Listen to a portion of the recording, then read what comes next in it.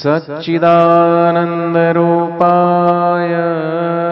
सच्चिदानन्द विश्व उत्पत्त्यादिहेतवे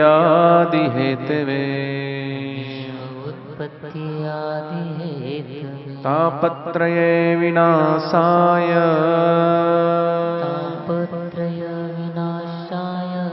श्रीकृष्णाय वयं नमः।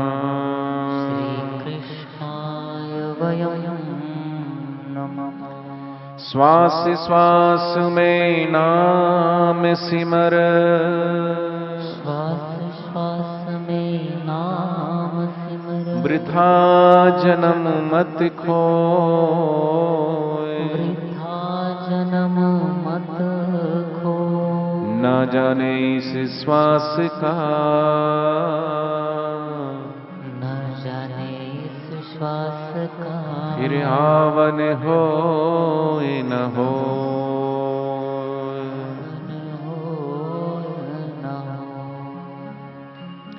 माला श्वासो श्वास की, माला श्वास भगत जगत के बीच, भगत जगत के बीच, जो फेरे सो गुरुमुखी, जो फेरे सो गुरुमुखी, ना फेरे सो नीच, ना फेरे सो।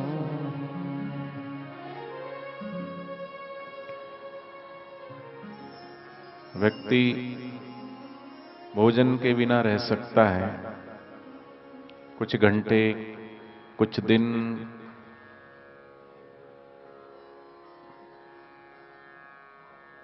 अभ्यास के ऊपर है। महीना भी रह सकता है, 15 दिन भी रह सकता है, हफ्ते का तो उपवास करता ही है, फलाहार ले लेता है, लेकिन पानी के बिना नहीं रह सकता। भोजन से पानी ज्यादा जरूरी है। फिर भी कभी निर्जला एकादशी आती है तो हिम्मत करके निर्जला का भी व्रत रख लेता है। तो पानी के बिना भी व्यक्ति 10 घंटा, कोई 12 घंटा, कोई 15 घंटा भी रह लेता है, लेकिन श्वास के बिना बोलो रह सकते हैं? नहीं रह सकते। तो सबसे ज्यादा जरूरी है श्वास। तो पानी भी आजकल पैसे से मिलता है, पैसे से नहीं मिलता तो चलो फिर भी कहीं ना कहीं मिल ही जाता है, फिर उसका भी बिल आता है। समर्सिबल लगवाओ या फिर नल का कनेक्शन लो, नहीं तो फिर नगर निगम से भी पानी का भी बिल आता है, बिजली का भी बिल आता है। हर चीज की कीमत चुकानी पड़ती है। लेकिन परमात्मा ने ये जो श्वास दिए हैं, इसका कभी बिल आता है?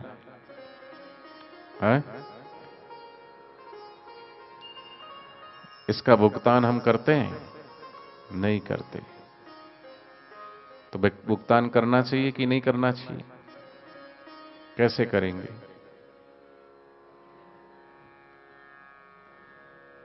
श्वासों का भुगतान कैसे करेंगे? भगवान श्री कृष्ण गीता में कहते हैं कि जो मनुष्य जन्म पाकर के भगवान का भजन नहीं करता है, भगवान का सुमरण नहीं करता है, ये श्वास सिर्फ इसलिए नहीं मिले हैं कि आपको जो आयुष्य मिला है, जो जीवन मिला है, जो श्वास मिले हैं, वो प्रॉपर्टी इकट्ठी करने के लिए नहीं मिला है, परिवार को बढ़ाने के लिए श्वास नहीं मिले हैं।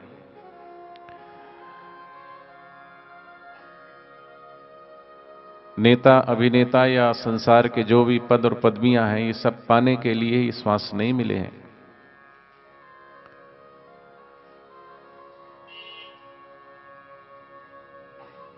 इतनी कीमती श्वास है और परमात्मा ने दिया है तो वो सिर्फ भगवान के सुमरण के लिए दिया है। श्वास तो सभी ले रहे हैं, पशु भी, पक्षी भी, 5 तत्व सभी में है, लेकिन फिर भी भगवान ने कहा और शास्त्र कहते हैं दुर्लभ हो मानुष्यो देह।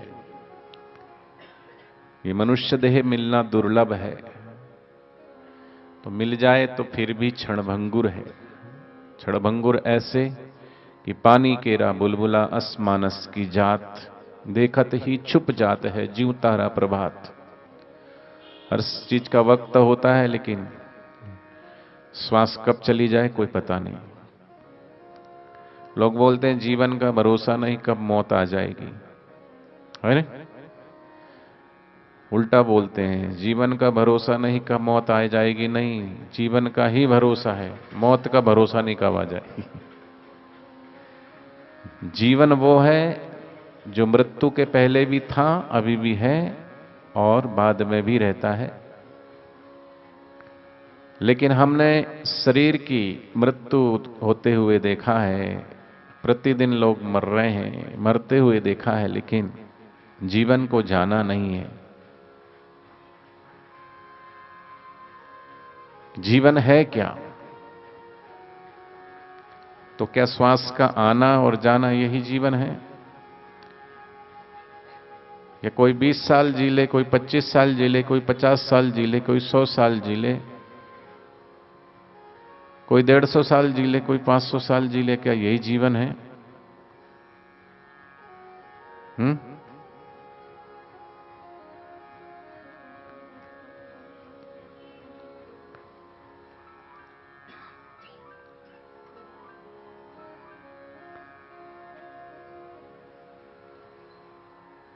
व्यक्ति कितना आयुष्य लेकर के आया है कुछ पता नहीं, और फिर भी कितना भी वो जी ले, लेकिन जो भी उसका लक्ष्य है, जो उद्देश्य है, वो अगर वो पूर्ति उसकी नहीं हुई, वो पूरा नहीं हुआ। तो इसलिए पूज्य बापू जी कहते हैं कि धन कमाना बुरा नहीं है, पद पाना बुरा नहीं है, धन भी पाओ पद भी पाओ, पहले सबसे पहले अपने आप को जानो कि वास्तव में हम हैं कौन। तो उसको तो जाना नहीं।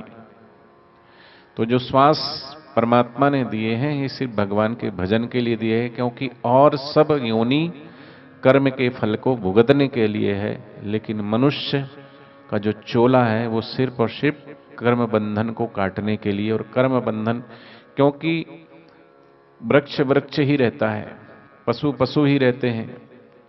पशुओं को सत्संग नहीं सुनाया जाता, वृक्षों को सत्संग नहीं सुनाया जाता, कुत्ता बिल्ली भेड़ बकरियों को, मछलियों को, पत्थरों को सत्संग नहीं सुनाया जाता, क्योंकि उसमें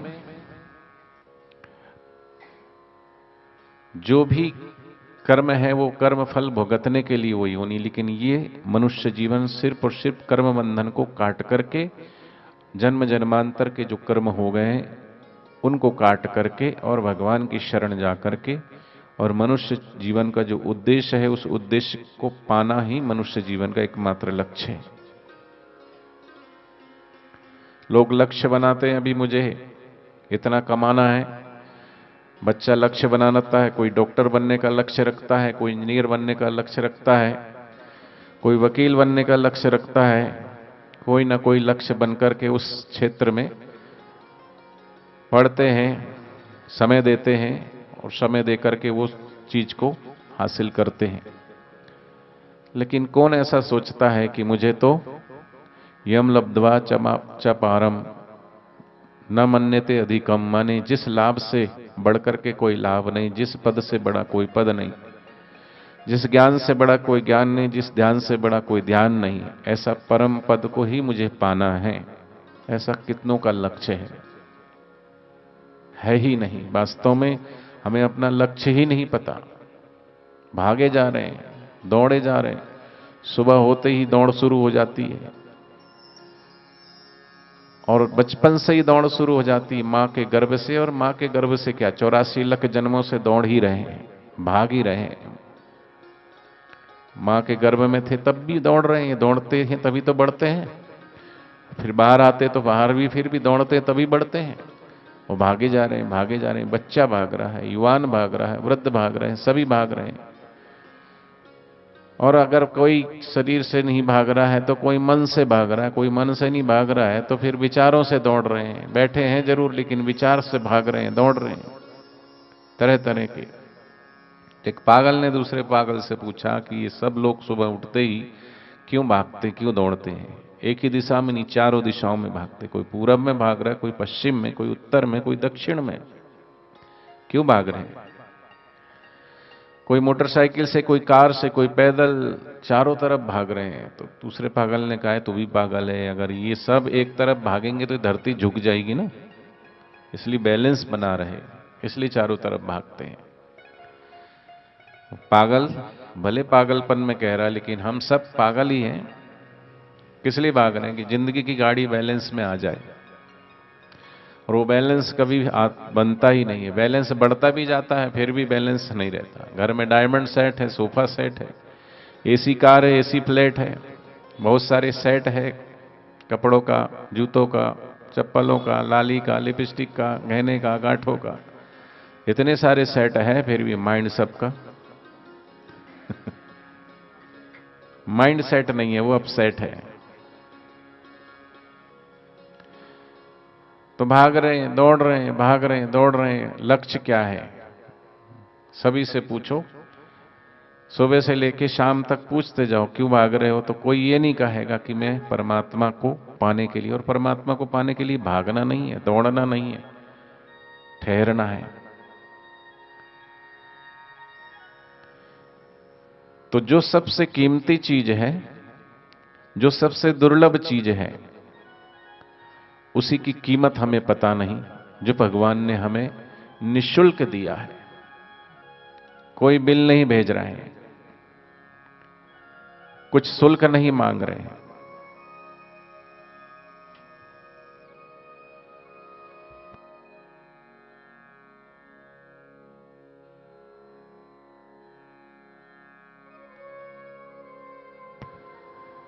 चीज सबसे ज्यादा कीमती है और वो अगर मुफ्त में मिल जाती है तो इसलिए उसकी कदर नहीं होती।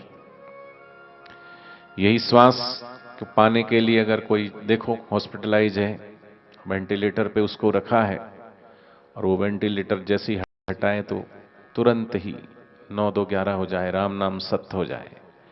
लेकिन कुछ श्वास और जी ले, कुछ दिन और रह जाए, उसके लिए व्यक्ति प्रयत्न करता है। चाहे जितने भी, जिसकी जितनी हैसियत है, वो सब कुछ उस पर दाव लगाने के लिए तैयार है कि और चंद सांस जी ले, और कुछ श्वास चल जाए। लेकिन जो श्वास मिले, उन श्वासों को हमने यूं ही व्यर्थ गवा दिया। बचपन यूं ही गवा दिया, जवानी यूं ही गवा दिया, बुढ़ापा आ गया है लेकिन उस बुढ़ापे को भी हम बस दिन काट रहे हैं। बोले क्या हाल चाल है? बोले बस भाई दिन कट रहे हैं, समय कट रहा है। हम समय को नहीं काट रहे हैं, समय हमें काट रहा है।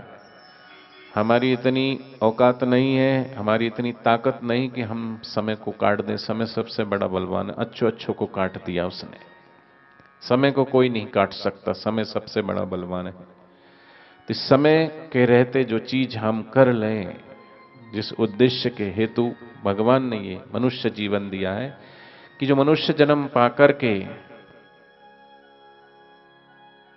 अपने श्वासोश्वास से भगवान के नाम का सिमरण नहीं करता, तो भगवान फिर उसे मनुष्य जीवन चोला नहीं देते। फिर और सारी वैरायटी है भगवान सृष्टि में, एक वैरायटी थोड़ी है। 84 लाख प्लस एक है मनुष्य जीवन, और उसके बाद जितने भी योनियां हैं, भोग योनियां हैं। पशु बने, पक्षी बने, कीट बने, पतंग बने, जल में रहने वाले प्राणी बने, कि आकाश में उड़ने वाले बने, कि धरती में अंदर रेंगने वाले बने, अंडज बने कि पिंडज बने कि योनि बने, क्या बने। लेकिन हम ये सोचते हैं कि देखें जरा विवेक से, चारों तरफ अपने कितने कष्ट, कितनी तकलीफ और कितनी पीड़ा है दूसरी योनियों में, और ये मनुष्य जीवन है। और योनियों में तो बोल नहीं सकते, कह नहीं सकते। यहां तो सब कुछ, सिर में दर्द है तो बोल सकते हो, पेट में दर्द हो तो बोल सकते हो, भूख लगी तो बोल सकते हो, प्यास लगी तो बोल सकते हो। कोई दे दे तो ठीक, नहीं तो खुद खर्च सकते हो। तो ऐसा मनुष्य जीवन पाकर के भी हम अभी तक देखें अपने अपने जीवन में संसार में ही आसक्त रहकर दिन रात अपने मतलब की कहकर ये दिन मैंने अब तक यूं ही बिताए। इसलिए सदगुरु कहते हैं उठो सोने वालों, जगाने वाला है। सदगुरु जगाने वाले हैं मोह की नींद से। नाम की खुमारी, प्रभु के नाम की जो खुमारी है वो चढ़ जाए। धन की खुमारी चढ़ जाती है, पद की खुमारी चढ़ जाती है, मेरे और तेरे की खुमारी चढ़ जाती है, लेकिन प्रभु के नाम की खुमारी वो एक बार चढ़ जाए, ये सब खुमारी तो 84 की तरफ ले जाती है। भंग बसुड़ी सुरापान उतर जाए प्रभात, नाम खुमारी नानका चढ़ी रहे दिन रात। एक बार चढ़ जाए बस, जो चढ़ के उतरती है वो हकीकत की मस्ती नहीं है। एक बार चढ़े और दोबारा जीवन में कभी ना उतरे, वो हकीकत की मस्ती है। वो नाम की खुमारी जिसको चढ़ गई, मीरा को चढ़ी, तो मीरा ने उससे बड़ा पद, उससे बड़ा कीमती किसी चीज को नहीं समझा ना जाना, और उसी को पाने के लिए लग पड़ी। फिर दुनिया ने क्या कहा उसकी परवाह नहीं की। निंदा होती तो होए, कोई पीछे पड़ता है तो पड़े। प्रभु के रास्ते जो भी विघ्न आए, जो भी बाधाएं आए, उसको स्वीकार करके और भगवान पर भरोसा करके, और मीरा चल पड़ी महलों के राज सुख भोग को त्याग करके। महलों में पली बन के जोगन चली, मीरा रानी दीवानी कहाने लगी। प्रहलाद के जीवन में कितने दुख, कितने कष्ट आए, आपके और हमारे जीवन में नहीं आए।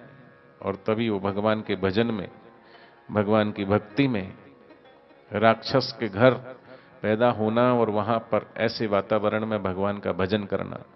यहां तो सब कुछ सुख सुविधाएं प्राप्त है, कोई पीछे डंडा लेके नहीं पड़ा, कोई चाकू छुरी लेके नहीं पड़ा है, कोई गाली गलोच नहीं दे रहा है, और किसी को थोड़ा बहुत देता भी होगा तो कोई उसमें विचलित हो जाते हैं। मेरा पति मुझे भजन नहीं करने देता, मेरी पत्नी मेरे को भजन नहीं करने देती, मेरा पड़ोसी मेरे को टोकता है, मुझे मेरी बिरादरी वाले टोकते हैं, ये कहते हैं वो कहते हैं। कुछ तो लोग कहेंगे, लोगों का काम ही लोग होते ही कहने के लिए, लोग चुप होने के लिए थोड़ी ना है। बैठे हो तो क्यों बैठे हो, खड़े हो तो क्यों खड़े हो, चल रहे हो तो क्यों चल रहे हो। ये दुनिया है, कुछ तो लोग कहेंगे, लोगों का काम है कहना। पर देखो इधर उधर की बातों ही बातों में कहीं बीत न जाए रहना। कुछ रीत जगत की ऐसी, यार सुबह की शाम हुई, हम अपनी तुपनी क्या बात करें, यहां तो सीता भी बदनाम हुई। लोगों ने किसको छोड़ा, किसी को नहीं छोड़ा। पूज्य बापू जी सुंदर प्रसंग बताते हैं कि तुम कितना भी प्रयत्न कर लो, कितने भी अच्छे से चलो, अच्छा लो, अच्छा दो, अच्छा व्यवहार करो, सबसे खूब प्रयत्न करो कि तुम किसी को गलत बोलते नहीं, तुम किसी के लिए गलत सोचते नहीं, किसी के हमेशा अपनी तरफ से अच्छा ही करते हो, तो भी फिर भी बोलने वाले तो फिर भी बोलते ही हैं। इसी का नाम तो दुनिया है। दुनिया कहे मैं दूरंगी पल में पलटी जाऊं, दुनिया ने किसको छोड़ा है। राम जैसे राम जी को नहीं, तो हम तो आम हैं, वो तो राम थे, हम तो आम लोग हैं। वो राम जी जिन्हों अपनी प्रजा को पुत्रवत समझते, दैहिक दैविक भौतिक तापा, राम रज नहीं कहो व्यापा। अपनी प्रजा को सुखमय आनंदमय बनाने के लिए प्रयत्न करते थे, अपने परिवार का परित्याग किया, पत्नी का त्याग किया, भाई बंधु सब प्रजा में सुशासन रहे, ऐसे राम जी को भी नहीं छोड़ा। तो बाप और बेटा गधा लेकर के जा रहे थे, सिर पे पोटली भी है। एक गांव से गुजरे तो कहे कि बड़े नादान हो, गधा है तो बोझा ढोने के लिए है, पैदल चल रहे हो और बोझा भी अपने सिर पे लेके चल रहे हो, कैसे मूर्ख हो, कैसे नादान हो। और बात भी ऐसे करेंगे कि आदमी सोचे कि कह तो सही रहा है, लॉजिकल बात कर रहा है। तो बाप ने पोटली सिर पे ले लिया और बेटा बैठ गया। अगला गांव आए तो कहा लो, जवान छोरा गधे पे बैठ के जा रहा, शर्म नहीं है। और बूढ़ा बाप बेचारा पैदल चल रहा है और वो भी सिर पे पोटली लेके। तो अब अगला गांव आया, उससे पहले बेटा गधे से उतर गया, बाप बैठ गया और पोटली सिर पे बेटे ने रख लिया। फिर अगला गांव आया तो बोले लो, बाप तो बेचारा है गधे पे बैठ के और बेटा बेचारा पैदल चल रहा है वो सिर पे बोझा लेके। तो बाप बेटे ने सोचा कि अब हम ऐसा क्या करें कि लोगों की बोलती बंद हो जाए, लोग चुप हो जाए। तो दोनों ही बैठ गए। फिर दोनों बैठ गए तो कहा लो कर लो बात, घोर कलयुग। अरे मूक प्राणी बूढ़ा गधा, और उस पे एक बैठा नहीं, दो बैठ के ऊपर से सामान भी लाद लिया, कुछ तो शर्म करो। अब अगला गांव आया, उससे पहले उन्होंने कहा अब हम क्या करें, हमने सारे प्रयास करके देख लिए, लेकिन लोग हैं वो चुप रहने वाले हैं नहीं, वो तो बोलते ही जा रहे हैं। तो अंत में एक ही उपाय सूझा, गधे को लिटाया, दो पैर आगे के बांधे, दो पैर पीछे के बीच में डाला डंडा, बाप आगे बेटा पीछे, कंधे पे उठाए और गधे को लेके जा रहे। तो लोग हंसने लगे। आज तक तो सब देखा कि गधा उस पे बैठ के लोग चलते, आज तो आदमी पे बैठ के गधा जा रहा है, गधे को लेके जा रहे। सकड़ी नदी थी, पुल पे से जा रहे थे, अब गधे के पैर बांधो तो छूटने का प्रयास तो कर ही रहा था, थोड़ा बैलेंस बिगड़ा, तीनों धड़ाम से नदी में गिरे। नदी में गिरे तो पानी था, बहाव तेज था। बाप बेटे को तैरना आता था तो वो तो जैसे तैसे किनारे लग गए। गधा था एक ही सहारा, बेचने जा रहे थे, वो सहारा भी छूट गया, गधा तो बह गया। बाप बेटे जैसे तैसे निकल के बाहर आए और जहां से चले थे वहीं आ गए। जान बची तो लाख उपाय, लौट के बुद्धू रीवा को आए।